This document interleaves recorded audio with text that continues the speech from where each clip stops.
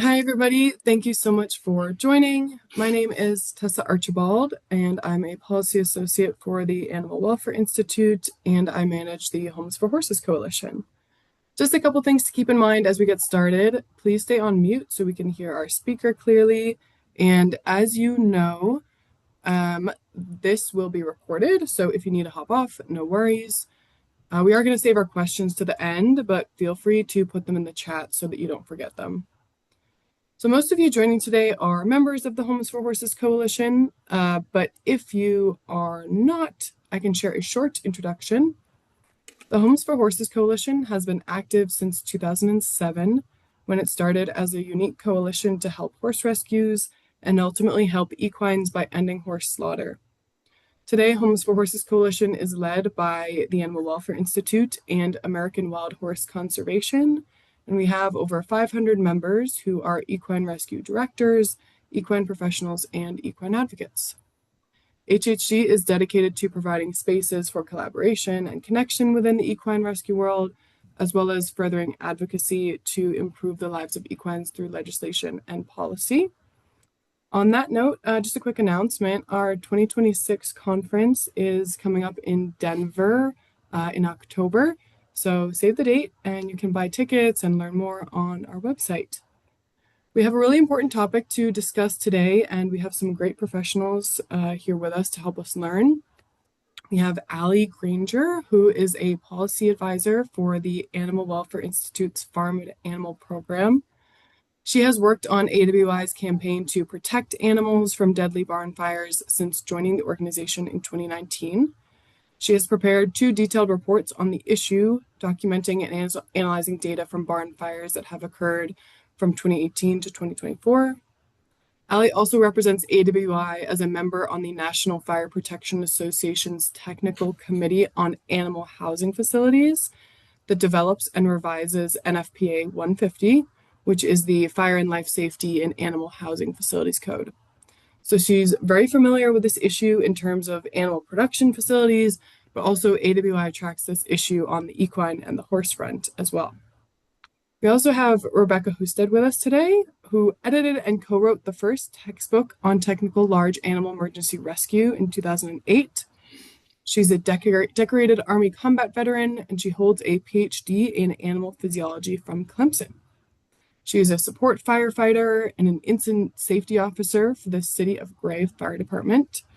She has been training technical large animal emergency rescue techniques across the US and internationally for over 25 years and has published extensively on subjects including large animal disaster and emergency rescue, horse barn fires, trailer wrecks, and more.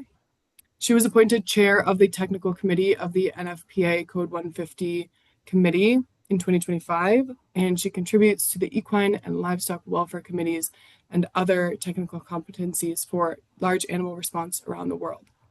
So thank you so much, everyone, for being here and for investing your time in learning about this really important subject to protect your equines. Allie, if you want to take it away and give us a little bit of broad background, that would be fabulous. Sure. Thank you so much, Tessa, for the introduction, and to you and the Homes for Horses Coalition for hosting this webinar on such an important topic. I'm honored to be presenting alongside Dr. Rebecca Husted, who I have worked very closely with on the NFPA's technical committee. As members of this committee, we've worked to improve fire safety standards, protect more animals on farms and in barns and stables. And thank you to all of you who are joining today and for the care and love you show our equine friends and family. So before Dr. Husted takes a deeper dive into case studies, her practical experience and tips for fire safety and prevention, I'm going to start by zooming out and providing some statistics on how often these incidents occur, what typically causes them, and when they might be more likely throughout the year. So this information is based on media reporting, which is our primary mechanism for tracking barn fires, given that state and local fire entities are generally not required to report or disclose any of this information. But as Tessa mentioned, the issue of barn fires is one that AWI has tracked and worked on for many years now. We track incidents of all sizes, ranging from small backyard barn fires where maybe one or two animals were impacted, to larger stables with a couple dozen horses or so, all the way up to massive commercial operations involving anywhere from hundreds of thousands, if not millions of animals. So just to give you all kind of the bigger picture, since the start of 2013, almost 9 million animals have been killed in hundreds of barn fires across the US. The large industrial ag fires are primarily responsible for this large death toll. However, in terms of frequency and the number of individual barn fire incidents that have occurred, they are much more common in smaller barns and stables. So since 2013, we have tracked 196 barn or stable fires that have killed over 1,100 horses. What we found is that fires tend to be more common in colder months. So about 61% of the fires that we've tracked during this time period occurred between the months of October and March. We also know that colder weather states, particularly in the Northeast and upper Midwest, also tend to experience a larger number of fires. So the states that tend to always sit at the top of the list include New York, Pennsylvania, Wisconsin, Ohio, Illinois, and Michigan. And again, that's based on data from the past 10 years or so. These are the states that kind of revolve at the top. So in terms of causes, unfortunately, I will say that of the 196 fires we've tracked, a cause or likely cause was reported in only 52 of these incidents, or just over a quarter of them. So there's a big gap in information we unfortunately are missing, and we're hoping that in the future will be more forthcoming. But I will say that in most cases, the fire was either under investigation at the time of reporting and no follow-up was conducted.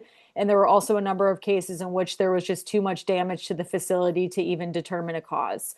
But that said, for the incidents that a cause was determined or suspected, 31% involved an electrical issue or malfunction of sorts, and 21% involved heating devices such as heat lamps or wood stoves, etc. Other causes that were documented include malfunctioning or improperly used farming equipment or machinery. Hay combustion was also reported a number of times. Fires have occurred from the spread of other nearby fires, such as a grass fire or trash burning. And we've also seen incidents of lightning and, unfortunately, arson. So the last thing I wanted to quickly highlight, as just as a reminder of how serious of an issue this is the 5 worst fires that we are aware of. They include a fire that occurred in Bell Center, Ohio in June of 2024 that killed 44 horses. One in Temperance Hill, South Carolina in October of 2023 that killed reportedly between 38 and 40 horses and 2 dogs. One in Seagrove, North Carolina in February of this year that unfortunately killed 36 horses. And then 2 additional incidents, one in New Plymouth, Idaho in 2025 and Middletown, New York in 2018 that each killed 28 horses. So unfortunately, I'm unaware of the causes of each of these fires, though they may be on Dr. Husted's list given the scale of the facilities and tragic loss involved. But again, this just demonstrates the tragic loss of these incidents and just the importance of fire safety and prevention. So like I said, this information demonstrates that there are things that can happen that make preventing fires difficult. However, it also shows that there were a significant number of cases where fires could have potentially been avoided with increased attention or maintenance. So with that, I will turn it over to our expert here, Dr. Husted, who has tons of on-the-ground experience and can speak to exactly which strategies could be employed to hopefully avoid this tragedy from happening to any of you. Thank you again, Tessa, for allowing me to present here today and for your all interest in this issue. And I turn it over to my colleague, Rebecca. Ali, I always appreciate how much work goes into all the pulling all that stuff together because when I try to find this information, it's so hard. You make phone calls, people don't call you back. It's challenging. So thank you very much for that introduction. Thank you. Okay, guys, so we're going to talk about lots of things today. I have been doing this for a long time. And the reason I got into it was originally there wasn't any alley to help me. And people were asking me questions from the fireside. And I was like, I don't know. And nobody knew. So we have been getting better and better over the years at doing these things. So a trigger warning for the entire presentation. I don't know how else to tell you guys. Everything in here makes me want to cry. And we're trying to get better. It just takes time and effort, and we need you guys to help with the education and outreach to other people. So where we'll start with is where I got started with the whole issue of barn fires and these things. Firefighters were coming to trainings and they would ask about barn fires. And of course, at the time, I wasn't a firefighter and I didn't have any expertise. And they were like, why do these things happen? And, why don't people have better plans? And, you teach your kids to go out and get out of a fire in a building in school from the time they're little. But why don't we do that in barns? And I said, I don't know. Sounds dumb, doesn't it? So when we look at these things through a firefighter's eyes, they're very challenged. They're very frustrated why we can't figure these kinds of things out. And you're going to see that if we don't figure it out, the firefighters aren't going to be able to do much of anything. I'm not slamming on any fire department for any of the things that we see. It's just a function of how we fight fire and how we lay out where our fire departments are. But you're going to see that some of these things are very challenging. So, they asked me these questions. Why do you put your beloved pet in a cage in the first thing? We call them stalls, but it's really a cage, and it's tiny for the size of the animal. And then there's no escape plan and there's only one exit. And then they start looking into some of the other things that make sense about preventing fires. And they go, why aren't you doing those things? And I say, well, horse people build barns based on horse people stuff, right? So you're going to find that that's very challenging. So we're going to start out with fire doesn't care. And that's why we have to do the prevention. The response time for most fire departments is very slow compared to how fast fires burn. And so in the fire service, the total response time is measured from the time the call is received by the communications center to 911. So it's very important if you're associated with any kind of fire, your barn, your vehicle, your house, you're driving by and you see a wildfire, that you pick up the phone, call 911 first. Don't screw around. Don't think you're going to fight it with a hose. Just go ahead and call 911 because you're going to see that it takes a while for them to be able to get there. And that average response time is not the fault of the fire department. It's just the way that we as a society have decided to fight fire. So we always think that we're just going to run in and save the horses, right? But when we look at the reality of responses, and this is based on NFPA research as well as many other organizations that have looked at fire and fire science, there's actually some science to fire. When we look at these kinds of things and we start looking, the toxic byproducts of combustion. That's the stuff you can't breathe. It's really hot. It's smoke.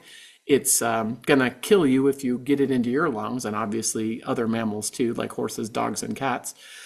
And over time, what we find is over the axis of time, we find that in most cases, NFPA says that the average barn. Now you have to remember that to NFPA, the average barn means tractor shed, hay barn, poultry barn, pig barn, horse barn, any kind of barn falls into agricultural barns, right? But they find that most of them, you've got 7 to 12 minutes before you reach flashover. And we're going to talk about what flashover is. It's an unrestricted fire growth. In other words, there's nothing in there that you can, no person can go in there. Even with fire gear, you can't go in there. And so what's really important is we detect the fire very quickly. In other words, we realize that there's a little bit of smoke before we see any flame. And that means somebody has to be there. In the fire service and in the military, we call that a fire watch. And if you go to a horse show, most of the time they have a fire watch. Somebody is actually physically walking through the barns looking for smoke and fires, right? And then, of course, the next thing would be somebody makes the fire report to 911, dispatches the fire department to the call. And the average response time for most rural fire departments is somewhere between 7 to 12 minutes. That's why I said this is a trigger warning. They're going to get there about the time that the barn goes into flashover. We have to do something in this first 6 minutes. We have to do something, and that something is get everything that's living out of that barn. Humans, kids, horses, pets, cats, whatever you got in there has all got to get out of there in less than 7 minutes. So let's go through some of the things to show you how this goes. The reality of it is the clock for fire suppression begins at ignition. So if we can stop it when it's smoking before we ever even see a flame, that is the best. Because the way fire grows based on the fire science of how much fuel and how much ventilation. I mean, of course, agricultural barns, there's plenty of ventilation.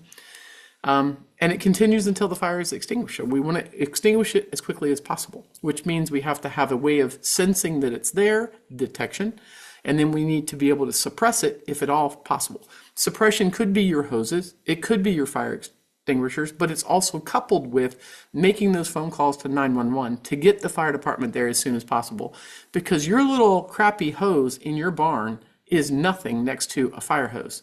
And you're going to see that even when the fire department gets there, they are going to have challenges getting enough water on it, right?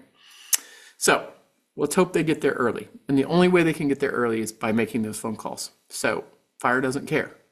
This, I want you guys to understand what flashover is. And bless Christy Doyle. She's up in Indiana. She had taken my class years ago. She'd actually reached out to her insurance company. She had done some training of her local fire department about how to deal with barn fires, and she was doing all the right things. And this is her picture of her barn when she got to the barn. She realized there was a fire. She went out to the barn, and when she got there, this is the picture. And you can imagine losing your animals, your facility. It's absolutely horrific. What is flashover? It is when you have got so much heat in that space inside the barn that everything simultaneously ignites at 1100 degrees Fahrenheit.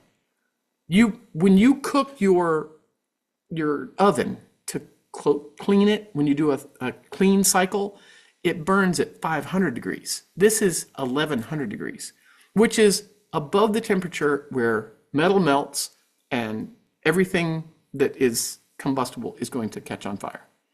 And that's why we see these, right? We see every agricultural fire poor Allie and I look at. I mean, you want to talk about PTSD. We look at these pictures and we do these things and we're just, how do we, the only way we can rationalize it is that we're trying to make a difference, right? Because time and time again, we see facilities that are literally down to the metal. There is nothing left. And so people's thought process that we're going to somehow save animals is important, but we're not going to save the facility. And you're going to see that time and time again. This is another one, right, in Michigan. The entire space begins to burn. The roof collapses down. There's no chance of anybody, firefighters in gear, anything, are not going in 1100 degrees. Your gear as a firefighter is made to protect you for about a minute at what, 800 degrees? So, and that's only for like a minute. And you're still going to probably have some burns. So we don't send anybody in there. Nothing combustible is left. In fire after fire after fire, I've got pictures and videos of so many of these things that this is all that's left. Nothing organic, nothing combustible is left.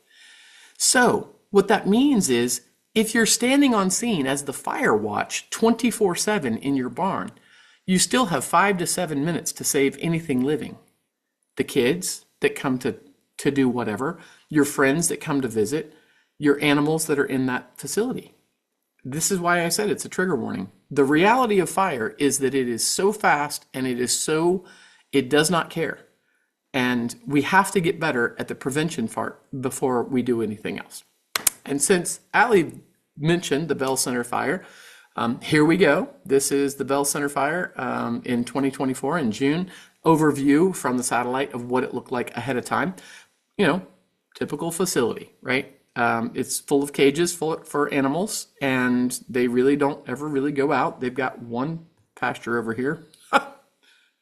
Anyway, you know, this is what it looks like up close. And you have 50 horses living in that barn. You also have living quarters for a few employees and an arena to do things in. Everything's just packed in. We call that an industrial scale facility, right? It's no different than how we do industrial farming for pigs or poultry, and here it is for horses. It's the same thing, folks, in a small area. And this is why we're so worried about people and animals being able to get out, because nobody thinks about egress when they're building these things. They're only protecting you from the rain, the snow, the whatever, right? So what we do is we look at those pre-disaster photos, and then we look at the after-disaster photos, and we make phone calls. Usually when these kind of things happen, I make phone calls, and I call up and I say, hey, I'm very sorry, but I'm trying to get some more information about what happened in your fire. How did this happen? Do we know anything? As Ali already mentioned, lots of times nobody follows up. It's an agricultural fire, so they don't care. If it's less than $1 million, a lot of times the insurance company will just pay off, and they don't even care if there's a report. It's over $1 million, you might get them out there to actually walk around, but generally underneath that, they're not going to care. And, you know, what it really comes down to is we're making the same mistake time and time again in every single facility. Horse people teach horse people. Why aren't they asking the veterinarians and the structural engineers and the firefighters? Because it's ag, so we can do whatever we want. We don't, and here in Georgia, I can go build a pole barn with 50 horses in it, and I don't even have to have a building permit. It's ridiculous. But because of that, people say, oh, well, that's great. I can do whatever I want. Well, yes, but you know, you got to balance these kind of things. So what it comes down to is no planning, no pre-communication. I challenge you to find one of those barn building books that has anything to do about fire prevention. They look at all this other crap that makes it pretty for the horse and build a cage, but nothing about actual planning, communication with your local fire department. They don't do training on fire. When was the last time you guys were in a facility that did a fire drill? An actual fire drill, not like, okay, well, that's when we run down the hall. You're going to see when you actually do it. It's really challenging to do. And evacuation plans have to be based on a run-out plan when you're talking about more than 2 or 3 horses, because you're going to see that it just takes too much time. So we got to understand it can happen to anybody. Fire don't care. We got to get better at this. There's the Bell Center. That's the fire. And as you can see, the predictable thing of heat inside that structure, underneath that roof, and the roof collapsed. And so you can see there's still fire burning here. The roof is completely collapsed. There is no firefighter and no incident commander in their right mind anywhere on the planet that will send a firefighter into a burning structure at 1100 degrees to try to save a horse or even a person. I know that sounds evil, but it's true. Nobody else's life is worth your life if that life is not able to be saved. And at 1100 degrees, there's nothing to save. So 44 horses died, 6 managed to get out. And that's probably because 6 people probably got those horses and pulled them out. Of course, this is a very fancy barn. It's very hard to get the information. Nobody wants to talk to me, but there you go. That's what I speculate. So we have to get the prevention right. And, you know, Ali just said, what happened? You know, we just had a big fire a couple of days ago in Kansas. They lost 5 horses and 4 dogs. This one happened in Forsyth, North Carolina. It's a small fire. They only lost 3, right? But despite those things, if y'all look around, there's thousands of barns, right? And most of them aren't blazing up every single day. You know, we lose one today, maybe next week, all those things. So somebody must be doing something right, right? They're not just, you know, 50 barns on fire today just because it's a hot day. So somebody's doing something right. So checklists. There are tons of checklists there on the internet. Some of them absolutely are a waste of your time. In general, these are the kinds of things that we try to encourage people to do. And since this is recorded, you can always go back and get this information. And I've got some resources at the very end for you too. You know, check in your electrical. When you buy a place that's new to you and you go in and you click the light, that's not an electrical inspection. You have to get somebody that actually knows what they're doing. And you're going to have to pay them. But that is the cheapest insurance you could ever have, is to have somebody that knows what they're doing, check your electrical, and make sure that it's all copacetic. And then, of course, if you talk to NFPA, we talk about things like fire doors to separate the types of occupancy. You have your horses here, and over here is the equipment, the storage areas, those kind of things. Even better, let's put 50 feet between those exposures. That would be the best, right? So there's always good, better, best. But the best way is to do those things, have those separations of 50 feet between those kinds of occupancies. And then, of course, accessing the animals. We put animals in these cages and they only have one way out. And the one way out is through the aisle. And as you saw in that fire in Bell Center, there's no way to get them out. Nobody's going to go down the interior aisle. There's nothing to do. So can you get them out from the outside wall? Why don't people put two doors in? Because it adds money. They don't want to spend money. We're hiding the animal, the expenses from the husband in some cases, but we also just don't know. So we've got to get better at getting animals out.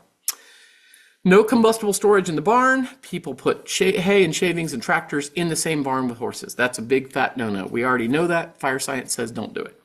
Setting up a facility run-out plan. We'll talk about that for your escape scenarios. Along the way, I'd really like you to have an evacuation plan for all your disasters. If you have to leave the entire facility, put them on horses, trailers, and leave, right? And then, of course, can you get a fire truck down your driveway? Can they turn around in your driveway? And you'll see that can be a challenge. Can they find your driveway? Do you have a reflective sign with your number at the road that they can see in the dark, in the rain, in the snow, right? And then those of you that have heard me before, I'm always complaining about, I go to facilities and, they're like a library or a church. And I go, hey guys, have you ever trotted your horses down the barn aisle? Oh, I would never do that. The horses will get too excited. And I go, have you ever been in a real emergency? Because if your horses stress out at somebody trotting a horse down the aisle, you should see what happens in an actual emergency when you have smoke in the barn, the lights go out, and you're screaming at each other, right? So what's the worst case scenario, and what are they going to do when the conditions change? And these are examples of, the actual situations where these kind of things happen. The one on the upper left is up at Olds College years ago. We set up a practice and did a run-out plan, and we actually let their thoroughbreds out. 50 of them. We had the fire department go down through there and open every stall door, shut them out, and chase them out the barn aisle. And those horses came out at racing speed. Very few places are willing to do those kind of practices with me. But even when you do these kinds of things, it can be a real good learning experience. Let's just get the horses, lead them out of the barn, have people hold on to them in the parking lot or put them in a pasture, and see how long that takes and all those kind of things. It's not quiet or calm. Anything with humans is not going to be quiet or calm, right? And more checklists, other things that we think about. Can you even get in and out of the barn? Some places are 300 feet long, like the old chicken barn kind of horse barns here in the South. They're all made of wood. They have two doors, one at each end, and they're huge, but there's no egress anywhere else, right? I don't know about y'all, but as I get older, it's harder and harder for me to move that far very fast. And then, of course, paddocks, can the animal go in and out? There's a whole bunch of reasons from your veterinarian to give animals better choices and let them be outside and get better exercise and those kind of things. Anyway, so then we start talking about detection systems, right? Who has those in their barns? Very few people. And there's a lot of reasons why not to.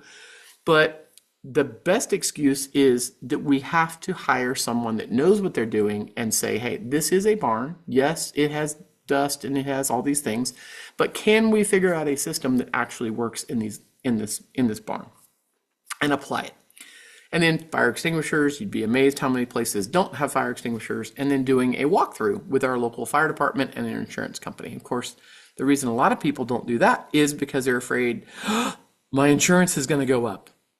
Yeah, well, if I was an insurer, I probably wouldn't insure most barns, because when I walk through them, I'm like, I'm not putting my horses in here. I'm just waiting for this place to burn, right? Anyway. So we have a lot of checklists, and we've got a lot of resources for you guys after this presentation, at the end of the presentation. So what do? We realize there's a fire. We're going to call emergency services. We're going to call a veterinarian. How fast are they going to be able to get there? It totally depends upon the situation. How many animals we're going to be able to save? That's going to depend on the situation, how many people we have available, all those kind of things. And then we're going to send some of our animals to critical care, right? We're going to have them at the vets for the next month while they're trying to treat those animals. But I'm going to tell you folks, they got a few out, 3 died, but they got 15 out. I mean, that's pretty darn good when I look at these things. These guys got 21 horses out. And I'm like, these are the kind of people I call, because I'm like, how did you do that? And they're like, well, we had stall doors to the outside and we had little runs and we were able to catch the horses. Yay! That's what we're talking about. That's what we can actually do, right? But you are not going to save your facility. You are going to lose everything. You're going to lose your tack. You're going to lose everything that's in that facility. You're just trying in that 6 minutes to evacuate living people, horses, and pets. That's all you're trying to do. And trying to convince people that that's all you have time to do is really hard to do. So let's just take a look at one. This is, again, a case report ahead of time. This is in Minnesota. What did she say? All these fires happen up north. It's true. A lot of them happen up north. And all the horses were removed to safety by responders. But that's what it looked like ahead of time. That's what the facility looks like from the satellite. And I see a couple of things that we look for. Let's see, good access for the fire department. They can turn around down here. They can park in different places. Now, I do have problems with what they did here. They have the arena connected to the barn, connected to the round pen. All that's connected, but it's Minnesota. They're worried about the snow, right? But what did they do right? They have a bunch of paddocks that they can dump horses into, and they're separated away from the barn, right? So those are good things. They did good things and bad things, right? So they have a fire. I'm going to tell you guys, the fire department got there, right? Look at this. This is the end. I'm going to show you where this was. That end is right there, okay? So then let's look at what happens after the fire. Look, they got there. They have water. The fire department's there. They deployed like 80 people, right? And what did they say? Nothing. There is not enough water, even if this was a city on a hydrant, which it's not, to actually stop that fire with that much fuel in it. No. You got to get animals out, and they managed to get them into those paddocks on the back. But that picture I showed you was right. That right there is right there. That's the view down there. There's nothing to save. It got away from them at this end, and it worked all the way to the other end. Fortunately, they were able to get all the animals out. You are fooling yourself. If you don't have a hydrant, if you don't have a good hydrant, if you don't have a good water source, you're not going to save anything about the facility. Well, they saved the round pen. I mean, I have to laugh at something, because otherwise what am I going to do? So why do we lock them up in stalls anyway? I mean, cages, right? We talk about Friends, Forage, and Freedom. If you talk to your veterinarians, they'll tell you, please don't put them in barns. Just let them be outside. Let them be horses. Let them be with their herd. Let them eat 24/7. Let them make some choices. But there we go, right? Comes down to military tradition.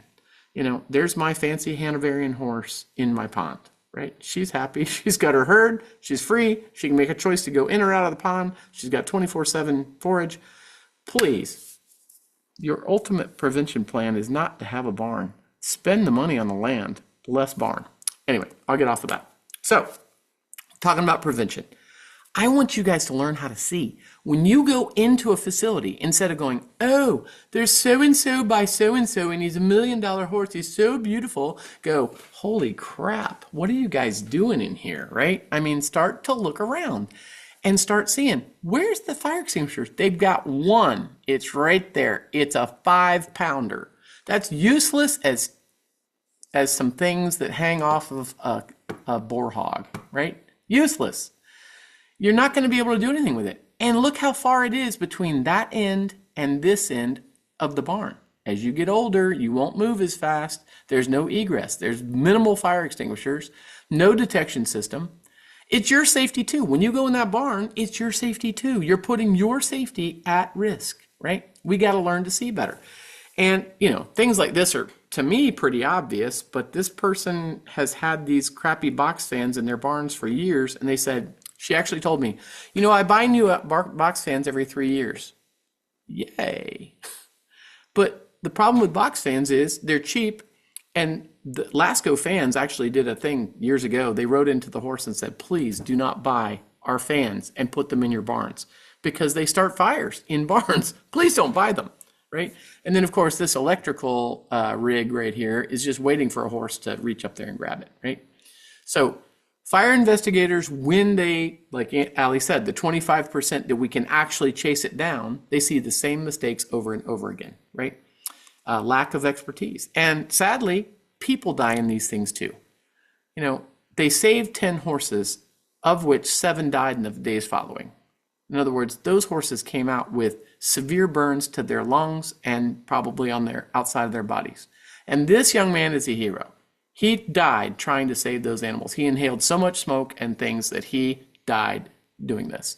We don't want animals to be lost, and certainly not people, especially sweet young people like this that are trying to do the right thing as an employee, right?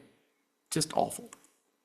So, those of you that have hay up in your barns, I'm just going to tell you, do the math. That 75-pound bale right there takes 80 gallons of water to extinguish once it starts on fire. 80 gallons. That 80 gallons for just that one bale weighs 664 pounds. So if you have this whole area full of hay and the fire department starts spraying water up there, guess what happens to the superstructure inside that barn? It collapses. It's not made to hold that kind of weight. We just had a big snow load all over that big storm in February that had the ice and snow, and thousands of arenas and horse barns collapsed all over from Texas all the way up to Pennsylvania. Why? Because it ended up with a little bit extra snow than what they had calculated for, right? So this kind of load is not what they're made for. And then, of course, some of the complaints from fire departments are, we have a barn fire and it's 1,000 feet from the road. So, and oh, by the way, we can't turn around down there. So what are we going to do? So what they do is they start laying hose all the way down your driveway to get to the fire. Guess what?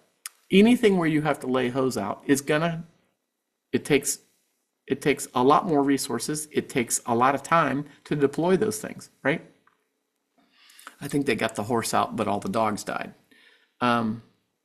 Just the things that fire departments can tell you, like have your fire department come to your place and take a look, right? Look around. And the lies that we tell ourselves, I've been using this picture for almost 20 years. That's Ariel, and that's fake smoke, folks. That's not real smoke. And we're doing this with the fire service, and we're doing it as an evolution to practice. And the things that you've been told your whole life, like put a halter and lead rope right outside your stall door so the fire department can catch your horse and lead it out. It doesn't work, folks. It takes you a couple of minutes to get your clothes on, run to the barn, try to call 911 as you're running, get to the barn and try to attempt to remove your horses, right? And that's fake smoke. And I'm telling you, we've got 7 to 12 minutes. It's going to be in flashover. So where is your local fire department? I don't know. This person, let's just say the facility's here, they've got 2 fire departments close to them, but one is across a state line, so may or may not respond as quickly. And their fire department is about 2.5 miles away, which is about 5 minutes in a fire truck. You got to look at those things. Where are those folks? Have they ever been to your place before? Do they have any idea how to park at your place? Where is the whatever, right? And then they get there and you've got a fancy gate. Now, the fire department will get through your gate. You may not have a gate after that, but they will get through the gate. But wouldn't it be easier if they had a code or an emergency method to pull a pin or something to be able to get through that gate instead of destroying your gate at the same time? So that requires working together with your fire department ahead of time. And then they get there at that 5 to 12 minutes, right? It's a rural area. Ask your local fire chief. Make a phone call after this presentation. Hey, what is your average call out time to a rural area like my facility? And they may tell you 12 minutes, they may tell you 20 minutes. If you're really remote, it may be 45 minutes, which puts the onus on you to figure out that run out plan to actually get animals out of these kinds of situations, right? This is the longest 2 minutes of your life. This is a fake smoke filled up barn. It has been blacked out. You can only see through the infrared camera that we're using. These firefighters are trying to figure out where is the door. It's dark in there. They're trying to figure out where is the door. Then he goes in. He's never handled a horse before in his life. And we've just showed him videos of what happens when, scary things come close to a horse. First thing he did was drop the lead rope. He's never had any education on how to do this. Look at the horse. The horse says, "My mama told me about Darth Vader, and now Darth Vader just walked in my stall, and he's breathing funny, and he smells funny, and he's scary looking. And this horse is a saint, because a lot of horses, what they do is they turn around and they try to kick at you because they say, what in God's name is this, right? Very, very tolerant horse. We do this in training, but you can't see anything in there. And in reality, when you go into those kind of places and it's hot, this is what's going to happen to you. Your horse, that's a person, you know. We got to get better, folks. We cannot keep doing this. We can't do it to animals. We can't do it to ourselves and our employees. So what we've done over the years, we've done a lot of these kinds of practices, and we've found that lots of horses are in large barns. We can cut what takes, go in, catch a horse, lead it out, put it in a stall, in a paddock, come back, get another horse. We can take 19 minutes, 12 horses in a 14 stall, takes about 19 minutes to get all of those horses out with 2 rescuers, and you better be an Olympic runner, right? We can cut that down to 2 minutes and get those animals out if we do a good run out fire evacuation plan. Is it scary? Yes. Are we opening stall doors and chasing horses out? Yes. Are we using a whip or something to scare them out of the barn? Yes. Are we closing the stall doors and the barn doors at the very end? Yes. Will they run back into a burning barn? Yes, they will. Why? Because that's where you feed them. That's where their buddies are, right? We have to understand more about animal behavior. It's not they're stupid. It's because we set it up that way. We said, hey, we'll feed you in here, and your buddies are in here, and it's nice and cold, and you got a fan that'll get the flies off of you. It's not that they love being in a cage, it's that it's convenient, right? So we know it works. We've done it, we've practiced it, and we know it works in these kind of things, and it works in real life too. Understanding about how we build these barns that causes these kinds of problems. There's not much we can do about this, right? We're going to use lightweight wood construction. This is type 5 construction. Firefighters knows how dangerous it is. It's made with metal gusset plates, and under the conditions of fire, those metal gusset plates that we put these trusses, these joists together, these rafters, are going to fail because they're made, those little things right there, these things right here are made of metal. And they're in wood. The wood starts to burn, the metal starts to get hot, and it expands and it pops out of the thing. So that's what happens. And then people say to me, oh, well, Rebecca, my barn is metal. And I go, okay, that's great. It deforms at 800 degrees Fahrenheit and it fails at 1,000 degrees. And what it does is it pushes the sides of the barn down. So many times these barns are concrete blocks. So what happens is as it expands, it pushes on the edges of the barn and the whole roof goes down as the walls fall outside. And I've got pictures to prove it. That's exactly what happens. And you can't walk in there at 600 degrees anyway. So understanding how these things happen and why construction is important to the type of occupancy and the load that we have in these things is important. And I encourage you guys to try it. I want you to try it. Actually try to evacuate your entire barn in 6 minutes. Just pick a day randomly with all the strange people that may be in your normal barn, right? Kids, volunteers, employees, just say, we got to get the horses out of the barn right now. Time it. See how long it takes. It'll scare you to death. Because most horses aren't Tornado. Tornado comes to the door. Every barn he's ever been in has been fake smoked, and he's learned, just come to the door, let somebody catch me and lead me away, right? But an actual escape practice takes effort. You have to set some gates or doors. You have to make sure the animals can't come back into the barn. You got to shut the doors to the stalls, get all the animals out, which means they really need to run out one way, and they need to go to a paddock or a pasture, not to the roadway, which means secondary fencing, right? And thinking through it. When you actually do it, you realize what people have watched on TV and movies and what they think is going to happen and what they don't understand. So live smoke training with your local fire department.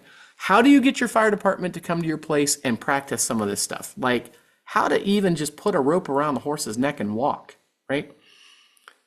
You feed them, have a barbecue, have the local fire department down there, have them do a walkthrough, teach them how to put halters on horses and lead horses and the layout of your barn. They can teach you something too. They can teach you about fire prevention. They can look around your barn and say, well, that might be a better idea. And hey, have you thought about, you know, take their knowledge and your knowledge and put them together and make something successful for your facility. And you have to practice.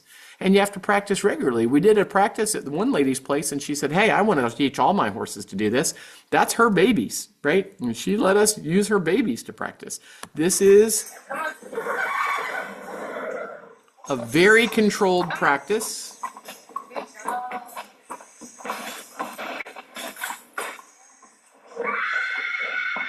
And you hear the other horses, they're like, wait, what's going on? Something's going on here. It makes me suspicious, right? So we know it happens. This is a really good example. This is one where, yes, a few horses died, but they saved 32. And that is very, very rare to do. They had done some training with their fire department. The fire department had been there. The insurance company had been there. They came up with a run-out plan. They understood the layout of the facility.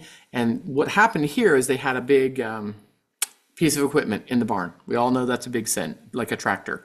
And it's Canada, so they plugged it into the wall to keep it warm.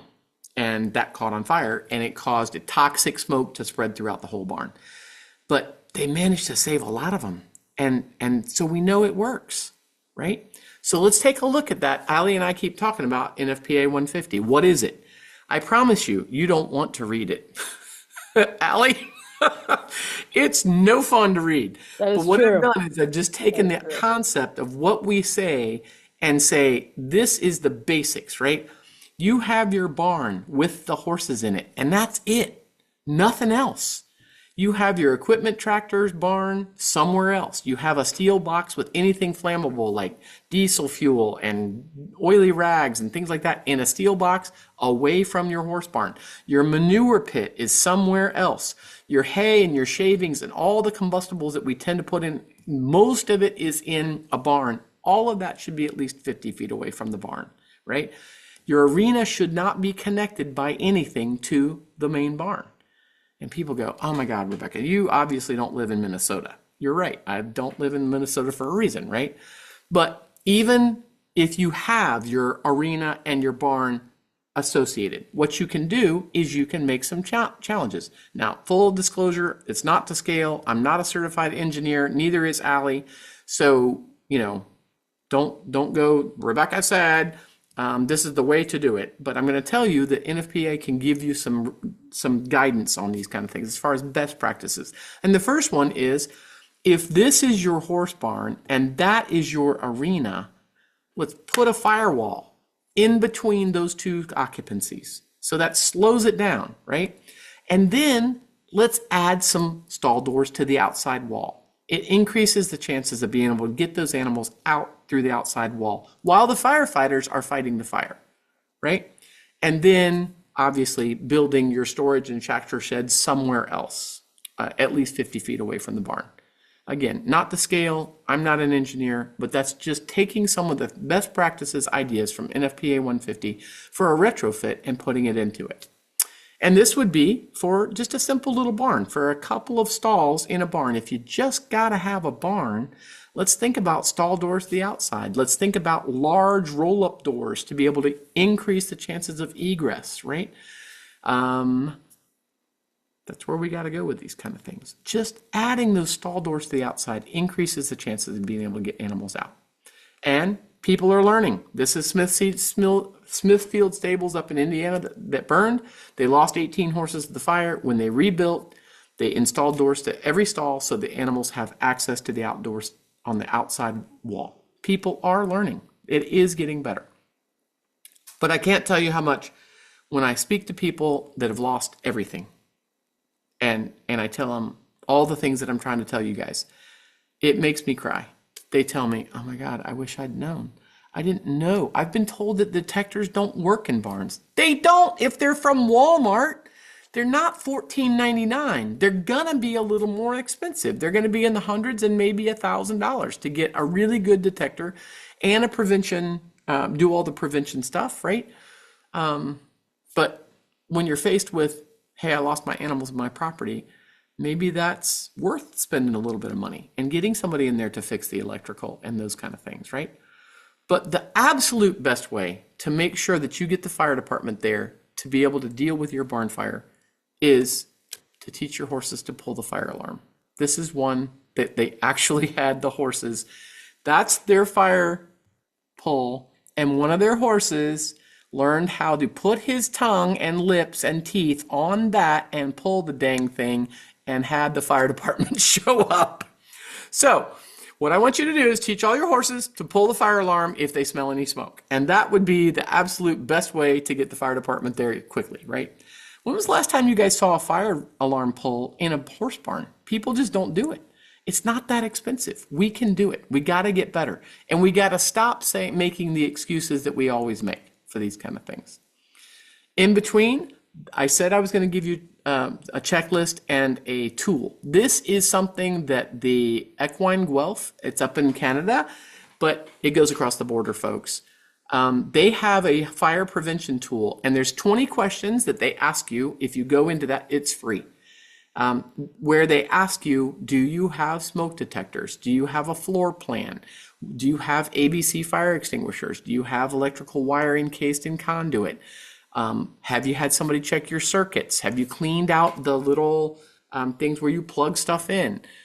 Look at your appliances. How old are your appliances? All these things, they ask you those things, and then they have a laundry list of checklist stuff that you can use in your barn. It's all free. We're trying to put that information out there. This is, if you want to listen to more webinars than today, you're more than welcome to do that. That is my personal email and my cell phone number. And if I'm available, I will always answer. If you've got questions, if you've got pictures of your facility, send them to me. I do tell people, don't get easily butthurt. If you're the kind of person that gets easily butthurt, don't send me pictures because a lot of people don't like my opinions. But if you don't care, then send them to me and I will help you. And I will try to help you find some resources and those kind of things. Allie? Yeah, great info. Thank you, Rebecca. That was awesome. I'm open for questions as well. Feel free to reach out to me. Tessa has my contact information. If anyone's interested in any of the work that NFPA is doing as well, NFPA 150, we're always looking for people to contribute to the technical committee, get your ideas out there, what your biggest issues have been, biggest questions. So feel free to reach out to either of us. We're here as a resource. And our main goal is to ensure that none of you have to go through this tragedy. Because as Rebecca mentioned, learning about these incidents day in and day out, it's hard. So we hope that none of you will ever have to experience this. So let's work together to make sure that that is the case. Absolutely. And in terms of other resources, Dr. Husted did another webinar for us a couple of years ago now, but I think all the information still stands. It was focused on barn safety, but it touched on a lot of the same concepts in terms of taking that perspective of your barn, taking a step back and being able to notice where there are potential issues. So I think that's a really good skill to have. And now I go into every barn and I'm just like, oh God. But it's an important resource to be able to look that way. We actually, years ago, me and Tomas, who is my second ex-husband, and got this going with me, we actually went down to Myrtle Beach with our horses. We were going to do the Hearts for Horses ride or something for charity. And we had coordinated ahead of time to put our horses in a barn. And we put them at the barn, and then we went to the hotel room, and I couldn't sleep because I'd seen what was in that barn. And I rolled over to him and I said, Tomas, I can't sleep. He said, good, I can't either. So we went back. It's like 10:30 at night. We got our horses. And after that, the horses, we tied them to the side of the trailer, but we figured a standing stall was better than being in a barn that we were afraid was going to burn that night. It was just awful. And that's what really got me motivated to start learning more about these kind of things and trying to get this information out. We had a couple quick questions. I think they've kind of been addressed in the comments, but Nicole had a question. I live in an area where there's a lot of outdoor backyard burning. Are there any smoke detectors that I can use that won't be too sensitive? That when it comes down to sensitivity. So what I tell people is find a local contractor and have them come out to you. They know more. I am not. I don't sell those kinds of systems. You know, find a local contractor, have them come out, take a look at your particular facility and figure out, you know, what's good, better, and best, right? You know, years ago, we actually had Mrs. Mars, Jackie Mars, Mars Bars, very rich person, probably one of the richest people in the world. One of her barn personnel took my class. And she went home and she told Mrs. Mars, the place is going to burn to the ground. We got to do something. So they went and spent $500,000 and they upgraded all their barns because they have Olympic horses in there and stuff. They fixed everything. And then the next year when I came up to visit, I didn't know these people. I didn't know who she worked for. She says, would you like to come visit? And I went and visited and I was like, oh my God, they did everything. They did everything they're supposed to do. And they spent 500 grand. And I was like, $500,000. She was like, Rebecca, I am so glad you said something because we fixed it and our premium dropped so much, it's going to pay for itself in 5 years. I was like, hadn't really thought about that. So, you know, ask locally, find that contractor, have them come in, have them sit down with your insurance folks. Because the best reason for talking to your insurance folks is what you think your insurance company is going to pay for your barn if it burns to the ground and what they actually pay can be two different things. Like somebody said, they do care in many cases and they will show up. And if they find that you had done some of these sins, they won't pay. And the number of people that I make phone calls to, and I'm sure Ali too, and they say, well, I get paid pennies on the dollar compared to what I've been paying on my premiums for all these years. And I thought I was going to get, you know, replacement value. And apparently I didn't get replacement value because I didn't check one little box on my whatever. So sit down with your insurance company too. And when they give you a really high premium, tell them, what can I do to reduce that? And they'll tell you the things that you have to do to reduce that. It can be attacked from either side. And one of those things might be using different kinds of fans. Susan had a question about why horizontal fans might be preferred over regular stall fans. Okay, so the horizontal, that you talk to the horizontal versus the vertical, where people usually have a fan blowing this way over versus going down, is when you talk to the ventilation engineers. So they will tell you that if you want to cool your horse, you really need to have something above them to push you're pushing the air down onto their back. Number two, you're pushing the ammonia and all those kinds of things up and out of the stall, right? Preferably, you even have better ventilation in your doors so that the ammonia can freely leave. But the ventilation engineers tell me that is the better way to do it. So big ass fans, those nice big fans that don't move very fast, but they really push a lot of air. The sin that I often see, and of course this has nothing to do with barn fires, but the sin we see is people will go in their barn and they stand in the aisle and they look at me and they say, isn't this lovely? All the breeze in here. And I'm like, let's go walk into that stall where that horse is generating tons of heat because you're feeding him hay. And we walk into the stall and there's no ventilation in there. It's great out here in the barn aisle, but it's not in there. And they're cooking. And they go, oh, I hadn't thought about it that way. There you go. Susan also had a question about fire extinguishers, which Ali provided a good resource, but how often do fire extinguishers need to be inspected or changed or buy a new one? Isn't that funny? Okay, yes, it's not your fault. We don't know any better, right? So if you have a commercial facility, if you walk into your local grocery store or a normal commercial facility that you buy stuff from, right? Home Depot, whatever. They are forced to hire a contractor that comes through and makes sure that all of their fire extinguishers are in date, checked once a month. And if you watch, you'll occasionally see them. They will show up at the place in their truck. They walk around the entire place. They check every single fire extinguisher to make sure it's working. They get paid to do that. We don't require that in agricultural facilities. Why? I don't know. So that becomes incumbent on us to do that. What that means is you have to go down and talk to, not just at Walmart to get a little 5-pounder. I like 10-pounders. Because they're bigger, you have a chance of actually being able to put out or at least slow down the fire or the burning materials while you're trying to call 911. Larger is better, and of course having multiples in the barn is also better, but they're not 19 bucks. They're, a really nice 10 or 20 pound fire extinguisher is going to be 80 bucks or 150 bucks. Totally depends on what you get. So go down and talk to there are contractors somewhere in your local area that do the fire extinguishers. Go down and talk to them. And the thing is that's really funny is, if you guys have never seen what ABC fire extinguishers do to something, if you actually use it, it puts goo everywhere, right? It's this white powder that's made to absorb the oxygen, but afterwards it's everywhere and it has to be cleaned up.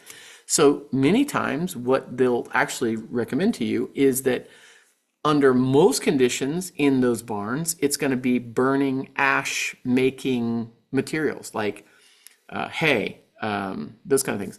So it's possible that a water fire extinguisher, which is refillable and rechargeable, may be more appropriate for those kind of materials. So many people that have actually talked to their local fire department or their fire contractors that do these kinds of things with fire extinguishers have both a under pressure water fire extinguisher as well as an ABC extinguisher, the red ones that most people are used to, because they realized, hey, a lot of the stuff that's going to actually try to burn in here can be slowed down with water. The fire department will tell you, you are not going to stop most fires. Even hay. If you want to do something fun with your local fire department and your 4-H'ers, your pony clubbers, anybody in your saddle club, get your local fire department to come out, get an old bale of hay, burn it in the parking lot with your fire department with a charged hose. Light it up on fire and watch it burn. Watch it for about 10 minutes. And what will happen is the fire will start to climb the bale, spread over the bale. Eventually, if you have strings, it will burn through the strings. When that happens, the whole bale goes chunk. When that happens, fire goes down into all those fingers, and a 10-pound fire extinguisher will not put it out. Ask me how I know, because we've done a lot of these. And we use a fire extinguisher, and we put it out, and then we wait 20 minutes. And the wind comes along, and it finds those few little tiny embers that were not affected by the fire extinguisher, and it starts burning again. So that's an excellent learning experience for any 4-H'er, saddle club, pony club, those kind of things. Work with your fire department so you don't have a wildfire and start something on fire. Definitely. Let's do one last question from Carrie. What are your thoughts about water sprinklers above stalls? Okay, yes. So that's one of the reasons that Mrs. Marr's barns ended up being so expensive, because they retrofit them with the actual sprinklers. And because it's in Virginia and it gets cold, they had to have an air-assisted system. In other words, the pipes are not they're where it could get cold and freeze. You guys know what happens to pipes if they freeze, right? So what they do is they fill the system with nitrogen or air so that it doesn't have water in it. That means maintenance. That means somebody has to come on a regular basis, check the system, make sure it works, all those kind of things. That adds to the price. If you guys have ever been to WEC down in Florida, all those barns down there have a full sprinkler system, and it ain't cheap. And the maintenance is not cheap. And that's why a lot of people don't do it. But having said that, it is worth it if you can afford to do those kind of things. And of course, retrofitting is more expensive than new construction. So it can be done. The problem is, how much water do you need? And that's where a lot of people get in trouble, is you can outfit the system, but you don't have a cistern big enough. Mrs. Mars put in a 50,000 gallon cistern. Most of us can't afford a 50,000 gallon cistern. And she put it up on top of the mountain so that it runs downhill with pressure. Most of us can't do those kind of things, right? So again, get a contractor out there, get a quote, have them look at your facility and say, hey, listen, I can't afford 500 grand, but I'm building this barn. I can't afford to spend 10 grand to make sure that I'm going to, I'm on a $250,000 barn, 10 grand is nothing, right?